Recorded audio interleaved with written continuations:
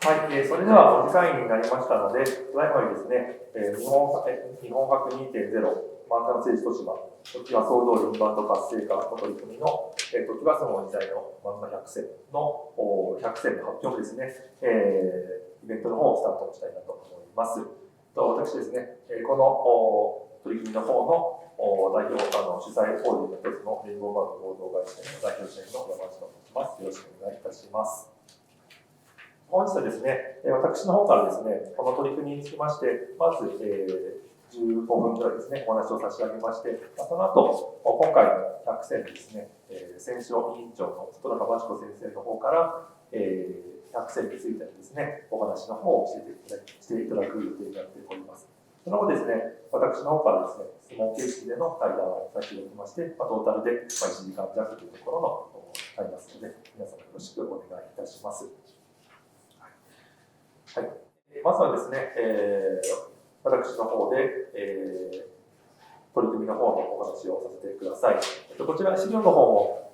お渡ししてますけれども、投影しているものと同じものになります。こちら、まずは漫画の聖地都市は、時はその通りワールド活性化の取り組みとはというお話を、簡単にさせてください。こちらですね、令和6年度の日本博 2.0 事業委託型としまして、トキワ荘漫画ミュージアムを中心とする漫画の聖地豊島、トキワ荘の街中エリアへの海外からのファン、観光客の来訪を促して、エリアから日本の漫画文化を世界に発信して、伝道師を増やすことを目的に進めております。こちら、トキワ荘通りに面している会場、昭和レトロ館の1階にですね、今、ただいまお話をさせていただいておりますけれども、こちらレトロ館、そしてお休みところ、漫画ステーション、漫画ビット、富士トキワ荘通り店などですね、トキワ荘漫画ミュージアムを中心に、公と民間で協議して進めているトキワ荘の街づくりを、この取り組みを通じてですね、さらに強化して進めていくというものを大きな目的としております。こちら、簡単ではありますけれども、このトキワ荘の時代の漫画100選という取り組み以外にもですね、街中コマ劇場だったり、AR ガイド、漫画の聖地体験ツアー、漫画ビデオバトル、人材育成などですね、様々な企画の方を進めております。はい、で続きまして、この取り組みのお話になります。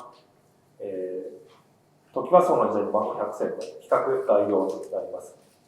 こちら、トキワ荘が存在した時代が1952年から1982年になります。そのトキワ荘という建物がですね、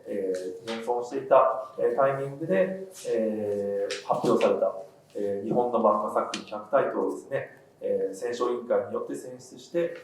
ウェブサイトを中心に国内で発信していくというのが概要になります。でその発信にあたってですね、選書委員会の推薦コメントに加えまして、若い世代の含めたですね、文化人のアーティスト、研究者、ライター、海外の方も含めてですね、そういう方々のコメントも同時に発信していこうというような取り組みにしております。でまた本日ですね、この選書作品に関する発表トークイベントの方も実施しまして、こちらもエイジマークの方で配信いたします。下につきましては、私が代表をしております、英語バの合同会社、そして日本博の方の独立行政法人、日本芸術文化振興会、そして文化庁、企画の方が漫画大と、企画ルートとして漫画ジャパンさんの方に入っていただきまして、進めております。はい、でコンセプトになります。コンセプトは、漫画を介して、トキワ荘の時代と令和をダイレクトに接続するというようなコンセプトに置いております。漫画の持つですね、漫画の持つ特有の、話者の解説ノスタルジーというものを含まんですね、リアルタイムに文化、その空気感というものが反映されたというのが漫画だと思っておりまして、それがある意味誰でも手に取れる形で、現在に残されています。そのメディアの特質を生かしまして、トキワ荘の時代、ある意味ですね、今の漫画の基礎となった、戦後ストリーム漫画の黎明期から成長期の時代だと思っておりまして、その時代を伝えるような漫画の選手を通じて、国内外の幅広い世代にトキワ荘の時代の漫画の手触りを感じてもらうというのをコンセプトに置いております。なのでですね、すでに、高い評価が定着している作品だけでなく、時代の移り変わりの中である意味超越されながらも、現在ではあまり語れることもなくなったような作品も含めて、時代とともにあった漫画というのをスポット当ててですね、やっていくことを目指しております。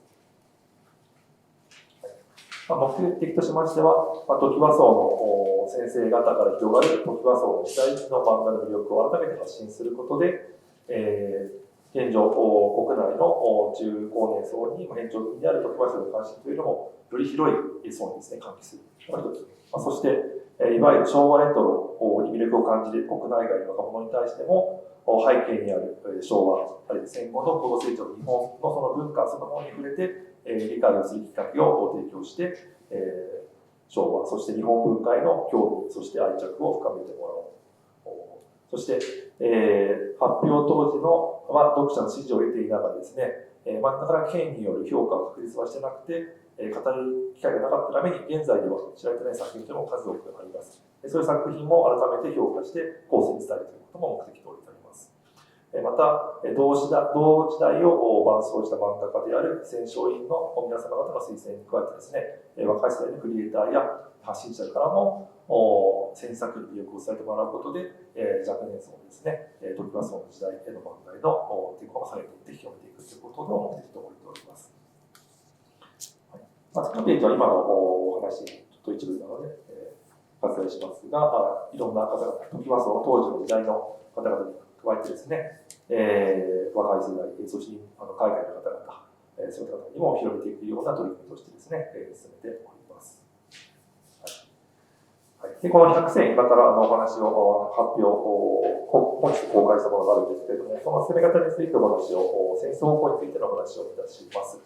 今回、漫画ジャパンさんの協力をもとにですね、漫画ジャパンさんの会員の漫画家さんを中心に、9名の選書員の方々にですね、によって、合計100作品を選出しております。そして発表の方は、ウェブサイトの方で100作品の情報を英訳付きで掲載して、かつ、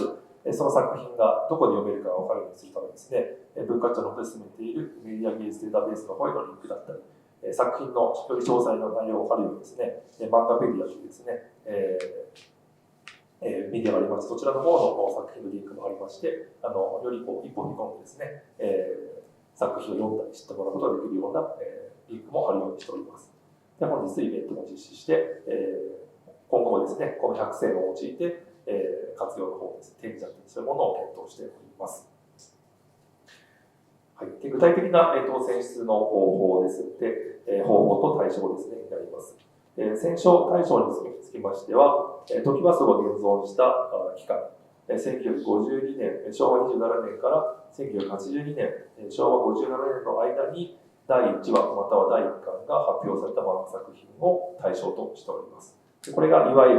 る戦後ストーリー漫画が確立され多様化していった時代。そして日本の漫画が子どもの大衆向けの娯楽作品の殻を破っていって海外も含め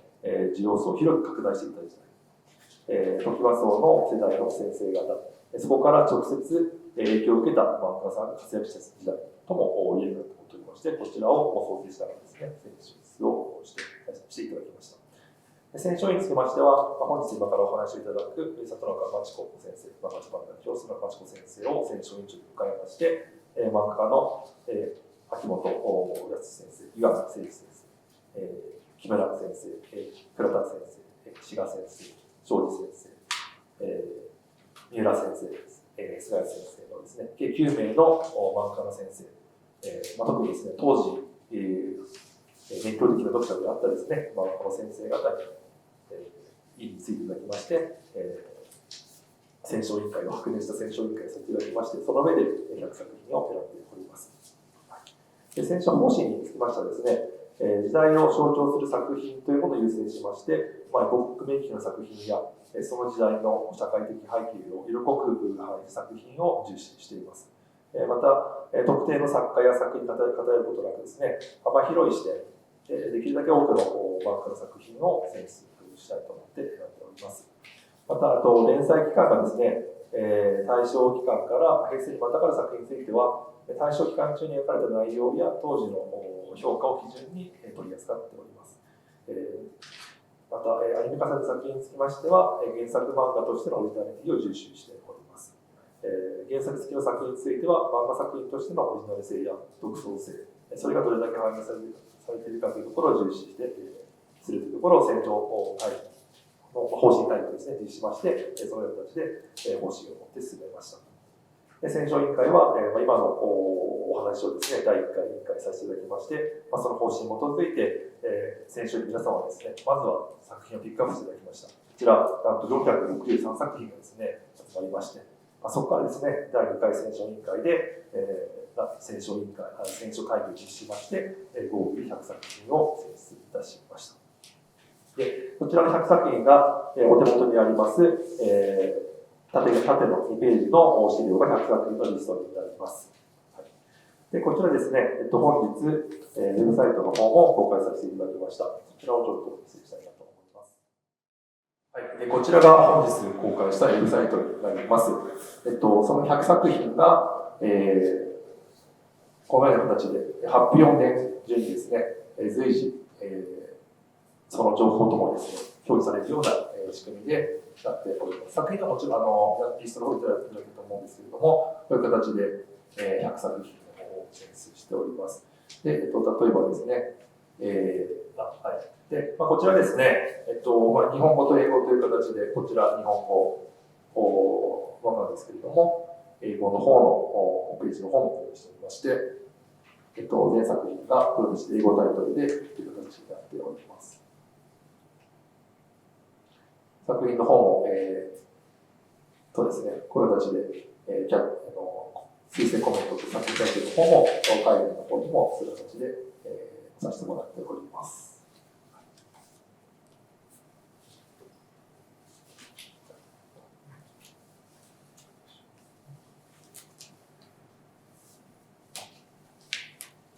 ちょっと一回日本語の方に戻します。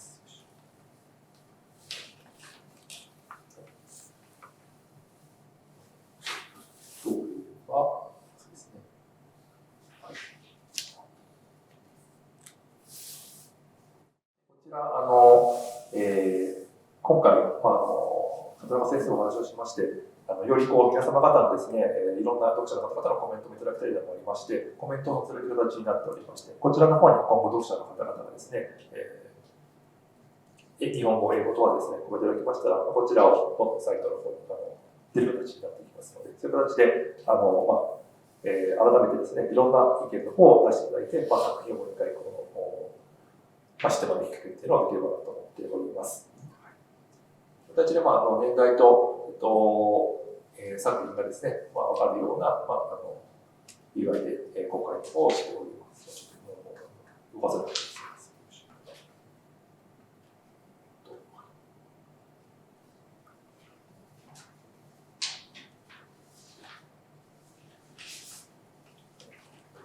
でこちらは、今後もですね、本日より広く PR の方を進めたいなと思っておりまして、レビューの方々もですね、30数名の方々にまずお願いいたしまして、海外の方も含めてですね、年齢ポート、さまざまなクリエイターの方だったり、研究者の方だったりとか、そういう方々にからコメントをいただいております。そちらの方を合わせて掲載をしております。こういう形で、100選の方は、発表させていただいておりまして、概要につきましての説明の方は以上させていただきます。で続きましてですね、里中先生の方にご指摘いただきまして、今回の